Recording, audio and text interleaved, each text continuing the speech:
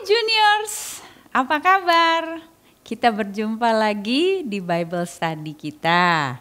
Bersama-sama kita mau belajar dan mengenal Tuhan Yesus Kristus melalui keseluruhan Alkitab. Mulai dari kitab Kejadian sampai dengan kitab Wahyu. Nah, anak-anak, apakah anak-anak sudah siap semua? Siapkan Alkitab, siapkan buku catatan, alat tulis. Kalau belajar itu adalah saat-saat di mana kita harus fokus. Jadi singkirkan mainan-mainan, makanan atau minuman yang bisa mengganggu.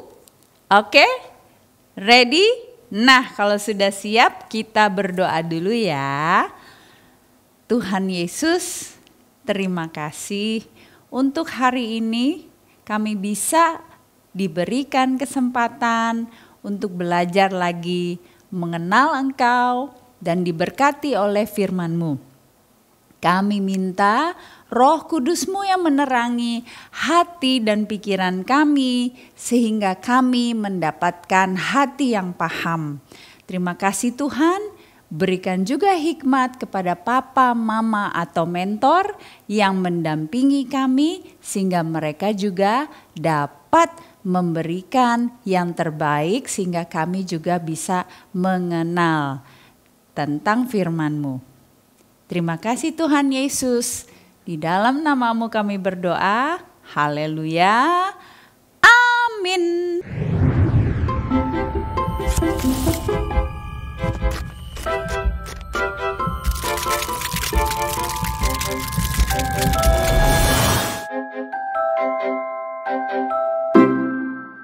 Nah, anak-anak, pelajaran ini kita mau baca dari Kejadian 34, 35, dan 36. Mami Maya mau minta papa, mama, atau mentor bisa bersama-sama dengan anak-anak membaca Kejadian 34. Dan jika ada pertanyaan atau tanggapan-tanggapan, tolong chat ke WA nomor Talitakum Junior seperti yang di bawah ini. Lalu Mami Maya dan kakak-kakak Talitakum Junior akan berusaha sebaik mungkin untuk menolong papa, mama, dan mentor bisa menjelaskan dengan baik kepada anak-anak. Nah, Kejadian 35 akan dibaca oleh teman kita Rebecca. Dan Kejadian 36 akan dibaca oleh teman kita David. Silakan Rebecca dan David. Shalom, Talitakum. Kejadian 35. Yakub di Betel untuk kedua kalinya. Allah berfirman kepada Yakub, "Bersiaplah pergi ke Betel.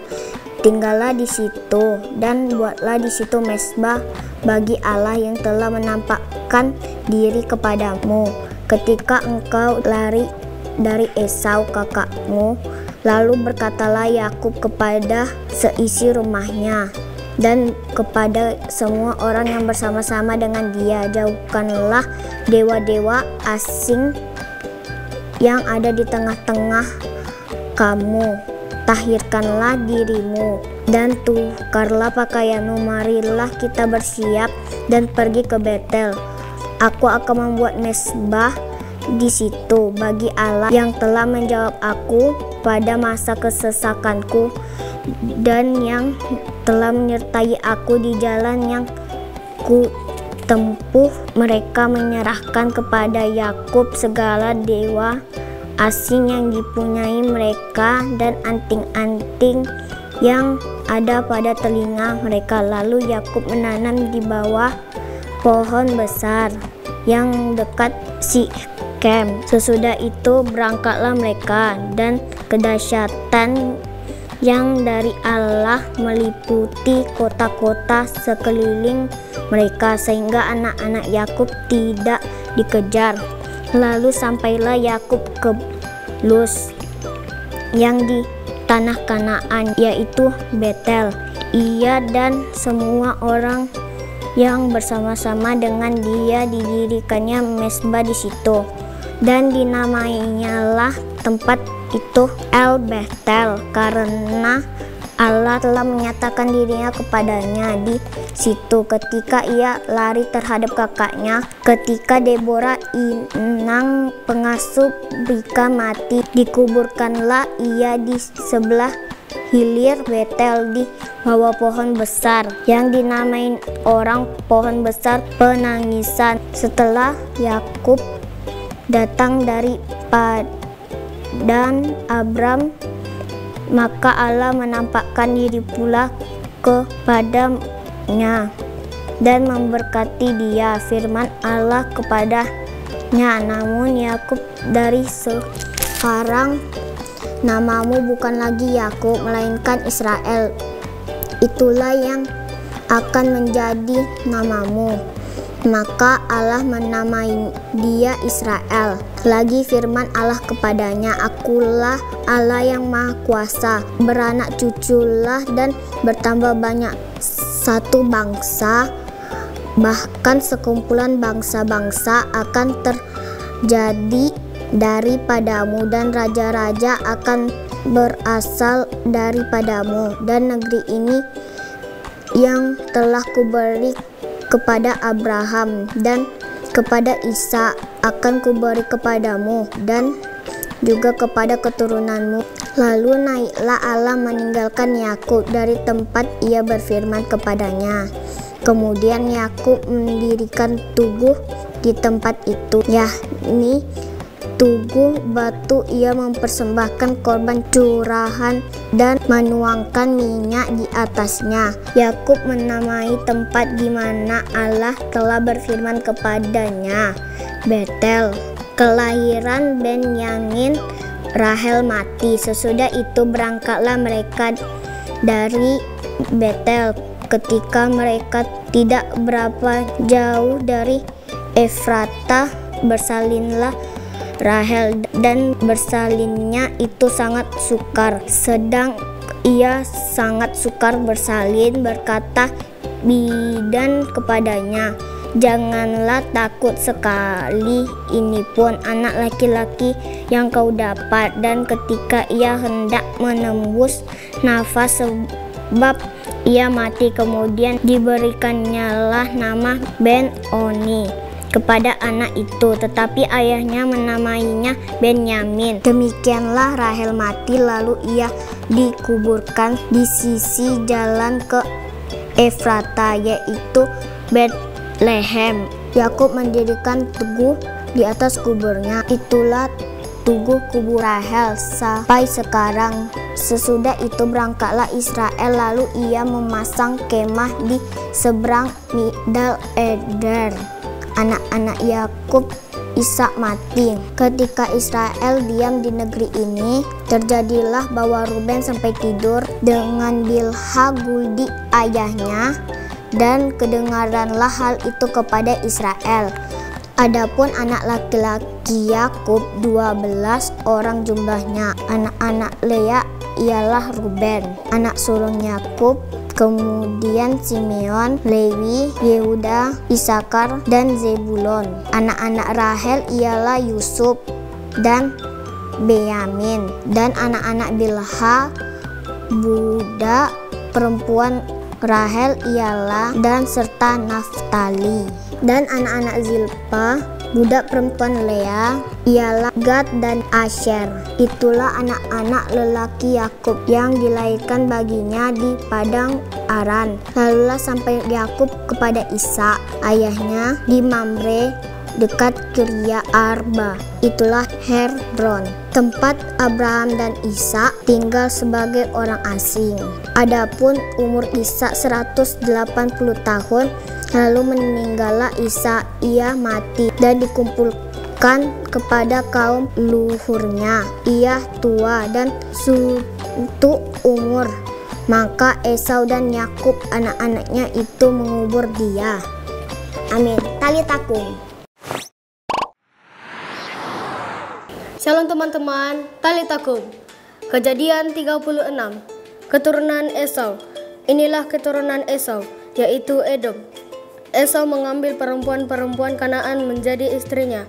yakni Ada, anak Elon orang Het, dan Oholibama, anak Ana, anak Zibeon orang Hewi, dan Basmat, anak Ismail, adik Nebayot. Ada melahirkan Elifas bagi Esau, dan Basmat melahirkan Rehuel, dan Oholibama melahirkan Yeus, Yaelam, dan Korah. Itulah anak-anak Esau yang lahir baginya di tanah Kanaan. Esau membawa istri-istrinya, anak-anaknya lelaki dan perempuan, dan semua orang yang ada di rumahnya, ternaknya, segala hewannya, dan segala harta bendanya yang telah diperolehnya di tanah Kanaan. Lalu pergilah ia ke negeri lain, dan ia meninggalkan Yakub, adiknya itu, sebab harta milik mereka terlalu banyak, sehingga mereka tidak dapat tinggal bersama-sama, dan negeri penumpangan mereka tidak dapat memuat mereka karena banyaknya ternak mereka itu. Maka menetaplah Esau di pegunungan Seir. Esau itulah Edom. Inilah keturunan Esau, bapa orang Edom, di pegunungan Seir. Nama anak-anaknya ialah Elifas, anak Ada, istri Esau, Rehuel, anak Basmat, istri Esau. Anak-anak Elifas ialah Teman, Omar, Zefo, Gaetam, dan Kenas. Timna adalah gundi Elifas, anak Esau. Ia melahirkan Amalek bagi Elifas. Itulah cucu-cucu Ada, istri Esau. Inilah anak-anak Rehuel, Nahat, Zerah, Syama, dan Miza. Itulah cucu-cucu Basmat, istri Esau. Inilah anak-anak Oholibama, istri Esau itu. Anak-anak anak Zibeon. Ia melahirkan bagi Esau, Yeus, Yaelam, dan Korah. Inilah kepala-kepala kaum Bani Esau. Keturunan Elifas, anak sulung Esau. Ialah kepala kaum Teman, kepala kaum Omar, kepala kaum Zefo, kepala kaum Kenas, kepala kaum Korah, kepala kaum Gaetam, dan kepala kaum Amalek. Itulah kepala-kepala kaum Elifas di tanah Edom. Itulah keturunan Ada. Inilah keturunan Rehuel, anak Esau. Kepala kaum Nahat, kepala kaum Zerah, kepala kaum Syama, dan kepala kaum Miza. Itulah kepala-kepala kaum Rehuel di tanah Edom. Itulah keturunan Basmat, istri Esau. Inilah keturunan Oholibama, istri Esau. Kepala kaum Yeus, kepala kaum Yaelam, kepala kaum Korah. Itulah kepala-kepala kaum Oholibama, istri Esau, anak Ana. Itulah Bani Esau, yakni Edom, dan itulah kepala-kepala kaum mereka. Keturunan Seir. Inilah anak-anak Seir, orang Hori, penduduk negeri itu, Lotan, Syobal, Zibeon, Ana, Dishon, Ezer, Dishan. Itulah kepala-kepala kaum orang Hori. Anak-anak Seir di tanah Edom. Anak-anak Lotan ialah Hori dan Heman, dan saudara perempuan Lotan ialah Timna. Inilah anak-anak Syobal, Alwan, Manahat, Ebal, Shefo, dan Onam. Inilah anak-anak Zibeon, Aya dan Ana. Ana inilah yang menemukan mata-mata air panas di padang gurun ketika ia sedang menggembalakan keledai Zibeon ayahnya itu. Inilah anak-anak Ana, Dishon dan Oholibama, anak perempuan Ana. Inilah anak-anak Dishon, Hemdan, Eshiban, Yitran, dan Keran. Inilah anak-anak Ezer, Bilhan, Zaawan, dan Akan. Inilah anak-anak Dishan, Us dan Aran. Itulah kepala-kepala kaum orang Hori, kepala kaum Lotan, kepala kaum Syobal, kepala kaum Zibeon, kepala kaum Ana, kepala kaum Dishon, kepala kaum Ezer, dan kepala kaum Dishan. Itulah kepala-kepala kaum orang Hori, kaum demi kaum di tanah Seir. Raja-raja Edom. Inilah raja-raja yang memerintah di tanah Edom, sebelum ada seorang raja memerintah atas orang Israel. Di Edom yang memerintah ialah Bela bin Beor, dan kotanya bernama Dinhaba. Setelah Bela mati, Yobab bin Zerah dari Bozra menjadi raja menggantikan dia. Setelah Yobab mati, Husyam dari negeri orang Teman menjadi raja menggantikan dia. Setelah Husyam mati, Hadad bin Bedad menjadi raja menggantikan dia. Dialah yang memukul kalah orang Midian di daerah Moab, dan kotanya bernama Awit. Setelah Hadad mati, Samla dari Masreka menjadi raja menggantikan dia. Setelah Samla mati, Saul dari Rehoboth yang di pinggir sungai menjadi raja menggantikan dia. Setelah Saul mati, Baal-Hanan bin Akbor menjadi raja menggantikan dia. Setelah Baal-Hanan bin Akbor mati, Hadar menjadi raja menggantikan dia. Kotanya bernama Pahu dan istrinya bernama Mehetabel binti Matred bin Mezahab. Inilah nama kepala-kepala kaum Esau menurut kaum dan tempat mereka, dengan nama mereka masing-masing. Kepala kaum Timna, kepala kaum Alwa, kepala kaum Yetet, kepala kaum Oholibama, kepala kaum Ela, kepala kaum Pina, kepala kaum Kenas, kepala kaum Teman, kepala kaum Mibzar, kepala kaum Magdiel, dan kepala kaum Iram. Itulah kepala-kepala kaum Edom menurut tempat kediaman mereka di tanah milik mereka. Edom ialah Esau, bapa orang Edom. Amin. Talitakum. Nah anak-anak, tadi kita sudah baca Kejadian 34, 35, dan 36. Ini adalah satu kisah yang begitu banyak terjadi kejahatan dan kekejian. Tapi pada akhirnya begitu indah dan luar biasa. Kenapa? Karena Tuhan mau menyatakan dan mau tetap terus setia pada janjinya untuk menggenapi semua rencananya memberkati dunia ini. Nah, di Kejadian 34 itu terjadi yang sangat-sangat jahat. Kita mau lihat anak Yakub satu-satunya yang perempuan bernama Dina. Ketika mereka tinggal di satu daerah, ada pangeran dari daerah tersebut jatuh cinta kepada Dina. Tetapi mereka ini keluarga yang tidak mengenal Tuhan. Karena itu dengan cara mereka, ketika mereka menginginkan sesuatu, mereka melakukannya dalam kejahatan dan dengan kejahatan juga. Nah anak-anak, kita ini punya Roh Kudus dalam hati. Betul? Kita ini mengenal dan belajar tentang Tuhan kita. Betul? Karena itu ketika kita menginginkan sesuatu, kita pingin misalnya, aduh aku pingin deh HP yang baru, aku pingin deh laptop yang baru, atau aku pingin deh mainan itu. Kita mau bawa itu semua dengan doa, apakah Tuhan berkenan aku mendapatkan itu semua? Atau kita memakai cara-cara yang dilakukan oleh orang-orang yang tidak mengenal Tuhan. Kalau sebagai anak-anak, kadang-kadang papa mama diganggu terus-terusan. Ma beli HP-nya ma bagus loh ma aku pingin loh ini ma aku mau itu loh ma aku mau ini loh ma. Ayo pak, apa kalau nggak dikasih sama papa mama bisa ngambek marah-marah, teriak-teriak. Anak-anak, ingat lagi ya bahwa segala sesuatu yang bukan berasal daripada Tuhan dan yang kita punya yang tidak kita gunakan untuk kemuliaan Tuhan, itu pada akhirnya akan menjadi kehancuran dan tidak membawa berkat untuk siapapun juga. Karena itu anak-anak, kita mau melihat bahwa si Kem ini dia menginginkan Dina tapi pakai caranya sendiri. Akibatnya apa? Akibatnya si Kem dan seluruh keluarganya akhirnya harus menanggung kematian. Kenapa?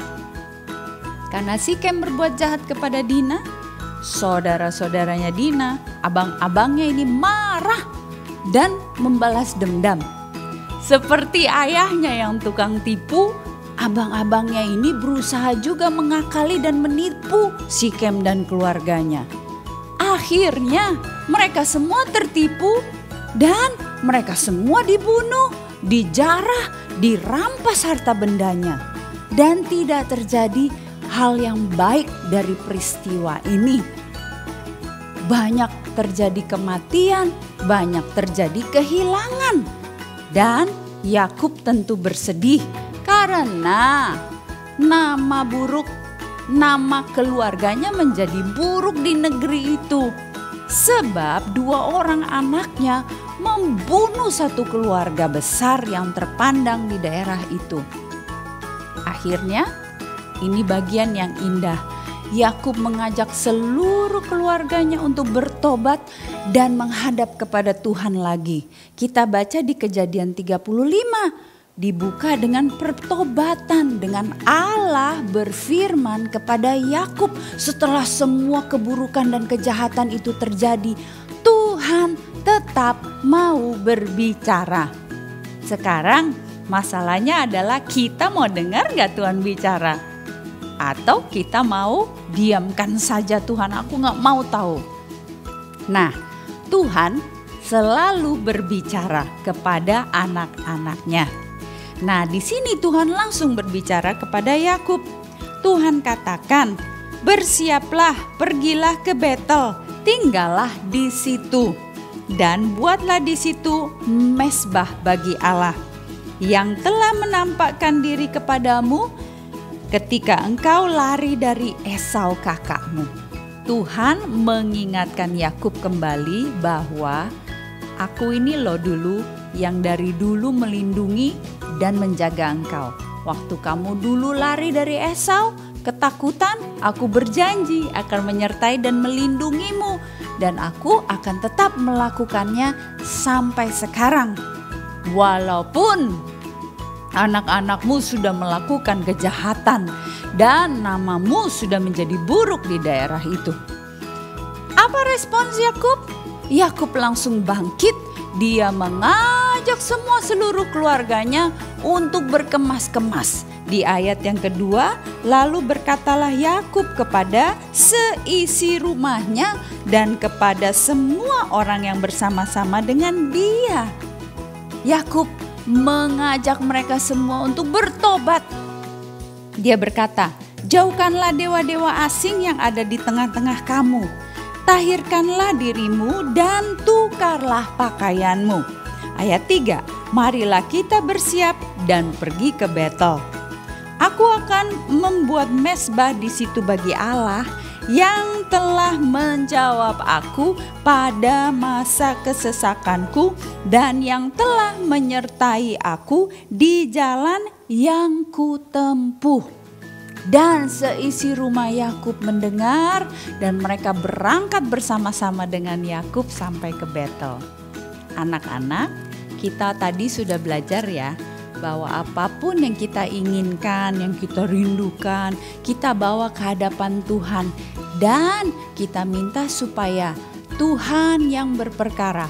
Kalau Tuhan menghendaki apa yang kita minta untuk kita dapatkan, Tuhan pasti akan buka jalan dan Tuhan punya cara sendiri, bukan dengan semau-maunya dan rencana kita sendiri.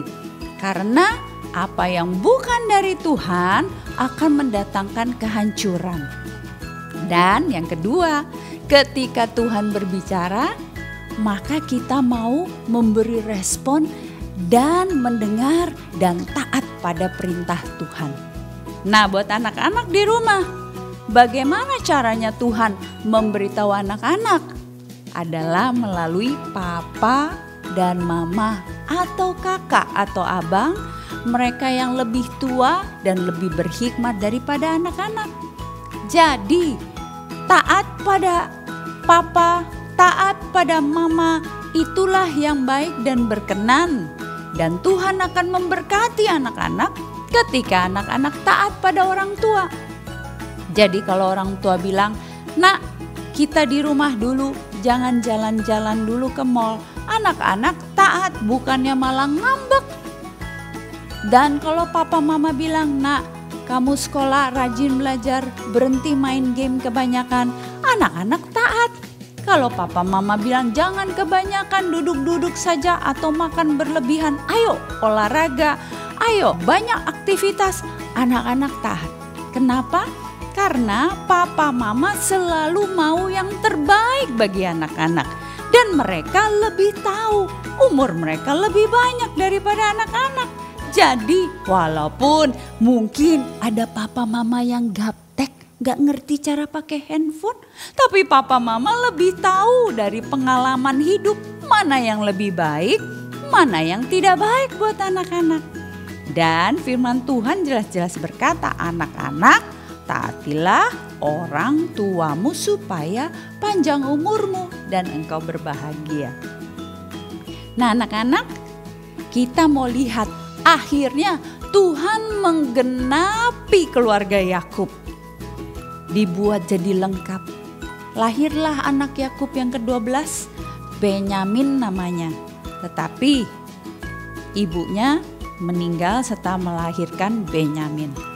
Dan di situ Tuhan mau menyatakan bahwa janji Tuhan kepada Abraham, kepada Ishak, kepada Yakub akan tetap terus turun melalui ke-12 anak-anak laki-laki Yakub ini. Dan dari 12 anak-anak laki-laki Yakub akan lahir satu bangsa yang besar, bangsa yang menjadi berkat bagi dunia. Dan dari bangsa ini lahirlah keselamatan. Tapi belum cukup saja di situ.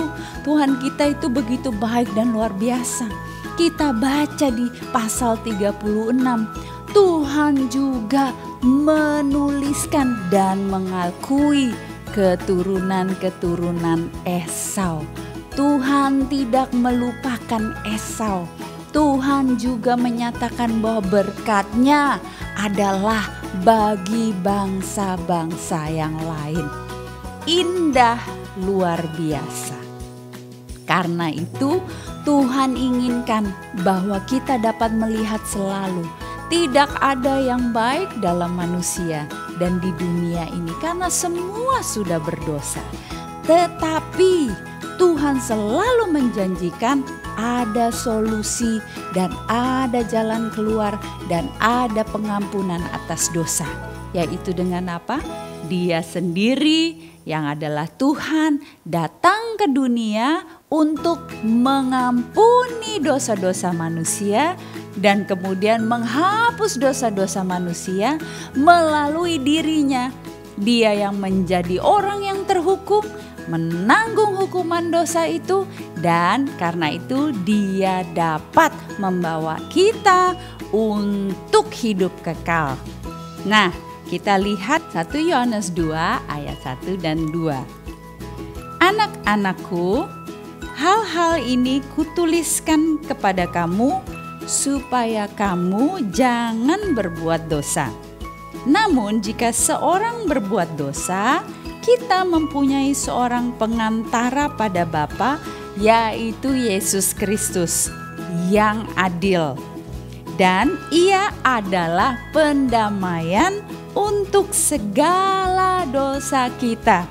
Dan bukan untuk dosa kita saja, tetapi juga untuk dosa seluruh dunia. Nah anak-anak, Yakub sekeluarga sudah begitu sangat keji dan jahat.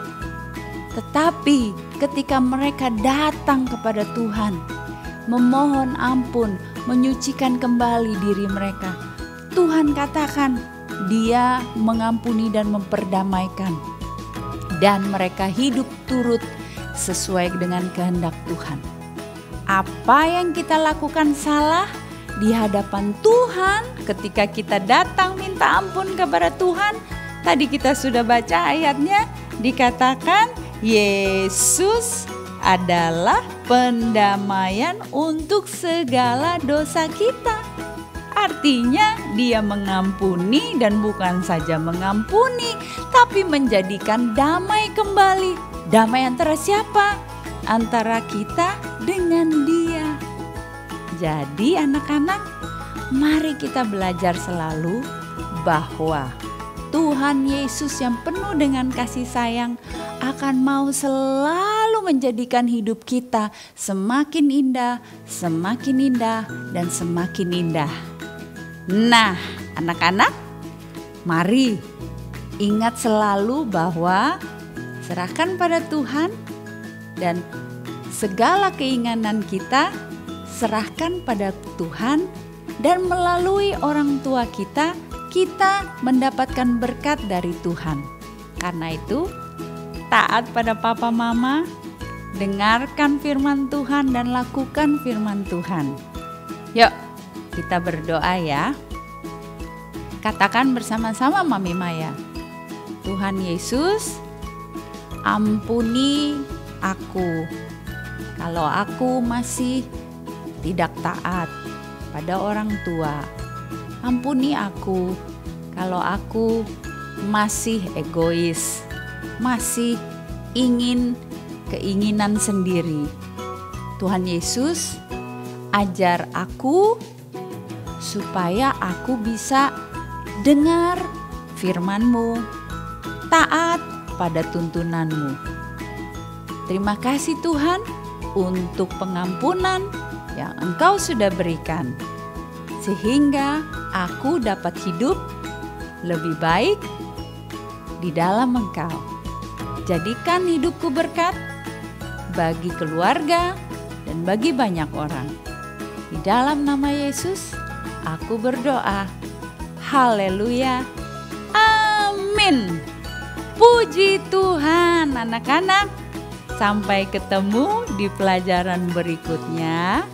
Tetap terus menanti-nantikan apa yang Tuhan mau berikan bagi anak-anak, baik melalui berkat dari orang tua atau berkat dari baca firman Tuhan. Tetap terus doakan teman, keluarga, atau orang-orang yang belum mengenal kasih Kristus, supaya mereka juga dapat diselamatkan dan mengenal kasih Kristus. Haleluya.